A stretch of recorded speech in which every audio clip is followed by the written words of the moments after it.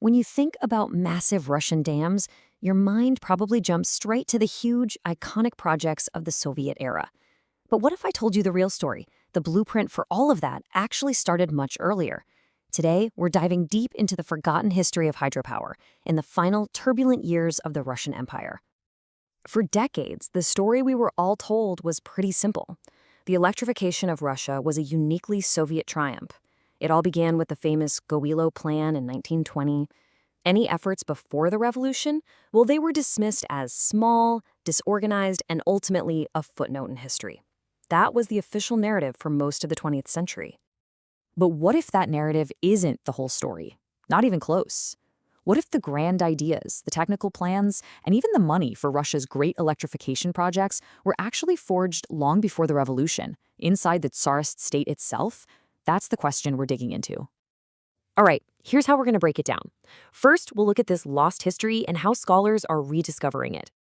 Then we'll see how early ambitions ran into a wall of legal paralysis. Next, how World War I completely changed the game, leading us to a fascinating case study, the Malaya Imatra project. And finally, how all of this created an accidental blueprint for a whole new era. So first things first, how do we even know all this? This isn't just about digging up a few old documents. We're talking about a major shift in how historians are looking at this period, a complete reevaluation of where Russian electrification really began. And this is where it gets really interesting, especially if you're into how history is actually written. Modern scholars are tackling this from all kinds of new angles. You've got economic historians like Simonov asking, where was the money coming from? Legal historians like Pravilova are digging into thorny property laws. Technologists like Cooper Smith are focused on the turbines and the transformers. And environmental historians like Radkow are looking at the whole relationship with nature. Each one gives us a different piece of this incredibly complex puzzle. Okay, so with these new perspectives in mind, let's go back to what was actually happening on the ground. Because in the late 19th century, there was this explosion of private interest in hydropower. The ambition was huge, but it ran headfirst into a solid brick wall of bureaucracy and legal confusion. You know, the idea itself wasn't new. As far back as the 1880s, you had these little hydroelectric stations powering mines way out in Siberia. But by the turn of the century, the scale of the ambition just skyrocketed. Suddenly, you had multiple companies, multiple engineers, all competing for the right to dam the powerful rivers near St. Petersburg and light up the capital. The potential was massive, and everybody wanted a piece of the action. So what was the big holdup? Well, it all came down to this really tricky legal concept, waters of common use. Basically, Russian law said you could own the land next to a river, but you didn't own the water flowing through it. And, more importantly, you didn't own the energy in that moving water. This created a huge legal black hole. There was no clear way for a private company to get the rights to build a dam and sell that power. It was a total showstopper. And this table just perfectly captures the chaos that resulted. With no clear law in the books, it turned into an all-out turf war between government ministries.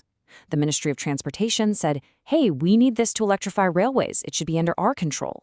The Ministry of Trade wanted to power factories. The Ministry of Internal Affairs wanted to regulate everything. And the Ministry of Agriculture saw it as a water management issue. Each one was drafting its own competing set of rules, leading to what one historian called administrative pluralism, which is really just a fancy term for complete and total gridlock. Nothing got done. And then the world went to war. The outbreak of the First World War was the catalyst that just shattered this paralysis. Suddenly, hydropower wasn't some interesting business venture anymore. It became a matter of national survival. You see, the war triggered a massive energy crisis in the capital, Petrograd. The railways needed to bring coal from the south were completely jammed with military traffic.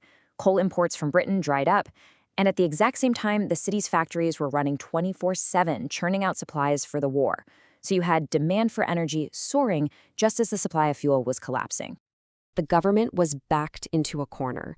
It had to find a radical solution.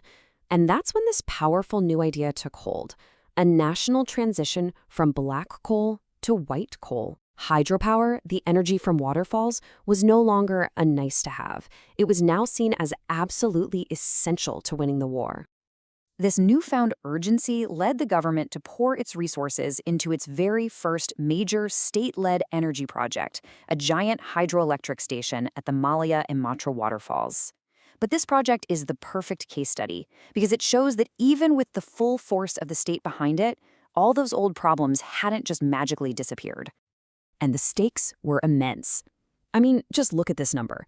This single project was expected to save the capital 10 million poods of coal every year. A pood is an old Russian unit of weight, but to put that in perspective, we're talking about more than 180,000 tons of coal annually.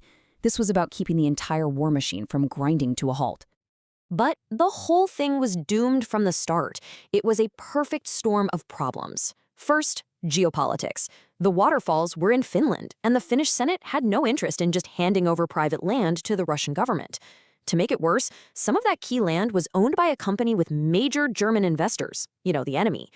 Then there was the industrial problem. Russian factories couldn't actually build the massive high-tech turbines the project needed. And on top of all that, the bureaucracy was still moving at a snail's pace, and wartime inflation sent costs through the roof. The project was basically dead in the water. But here's the twist. The failure of Malaya Imatra isn't the end of the story.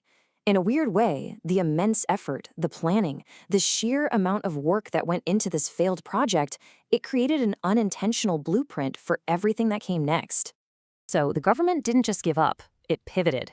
With the project on the Vuoksa River stalled, they shifted their attention to another river, the Volkhov. And it just so happened that an engineer named Genrik Graftio had already drawn up incredibly detailed plans for a dam there. And here's the kicker. In 1917, that massive 32 million ruble budget for Malaya Imatra wasn't canceled.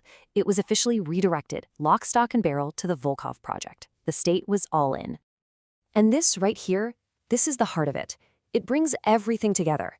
Look at the continuity.